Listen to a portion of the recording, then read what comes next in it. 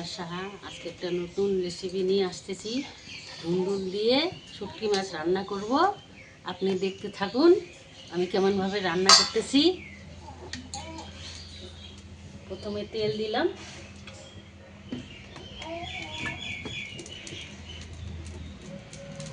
তারপরে একটু নাড়লাম, তেলটা একটু ছড়াই দিলাম। তারপরে শুটকি মাছগুলা আমি একটু ভেজে নেব।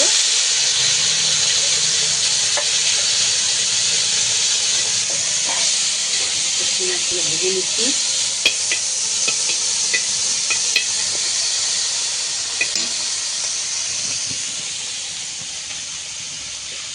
আমার এখন ভাজা হয়ে গেছে শুটকি মাছটা, আমি এখন তুলে নিব।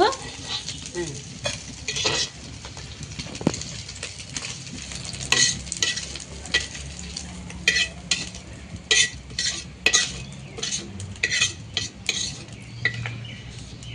আমার তুলা হয়ে গেছে। এখন আমি তেল দিব, আবার একটু তেল দিব এই শুটকি মাছের তেলের মধ্যে। আমি এখন রসুন দিচ্ছি, রসুন এখন কাঁচা লঙ্কা দিচ্ছি, পেঁয়াজ দিচ্ছি।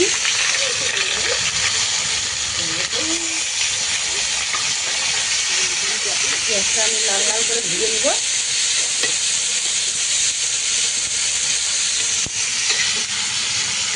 এখন আমি আলুটা দিচ্ছি, পেঁয়াজের মধ্যে আলু দিয়ে দিলাম। আলুটা একটু লাল লাল করে ভেজে নেব। তারপরে আমি হলুদ গুঁড়ো দিচ্ছি,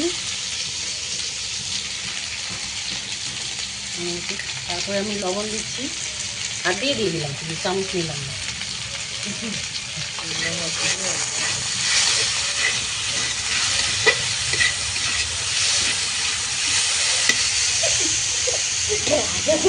আমি এখন ধুন্দুল দিচ্ছি আলুর মধ্যে। আলু লাল লাল ভেজা হয়ে গেছে, ভাজা। তারপরে এখন ধুন্দুলটা দিচ্ছি। এখন আমার আমি ভাজে নেব।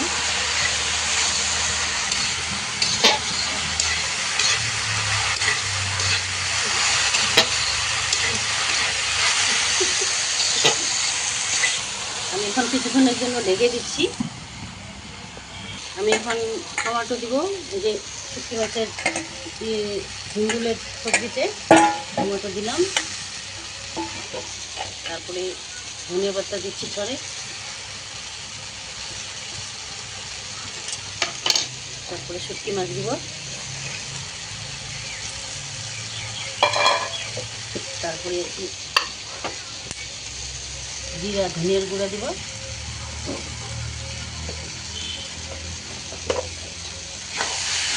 নাড়াচাড়া করে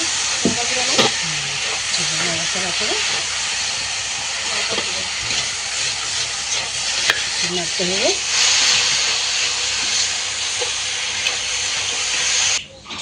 আমার হয়ে গেছে এখন এই যে ধুন্দুল দিয়ে শুটকি মাছ দিয়ে আলু দিয়ে যে করছি, এটা আমার রান্না হয়ে গেছে। এখন আমি তুলে নিচ্ছি।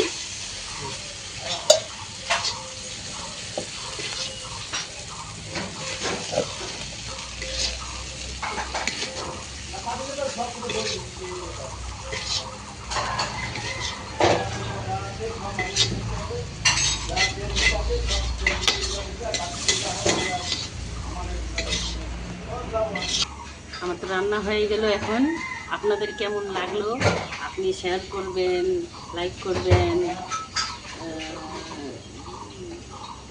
সাবস্ক্রাইব করবেন অবশ্যই। নমস্কার।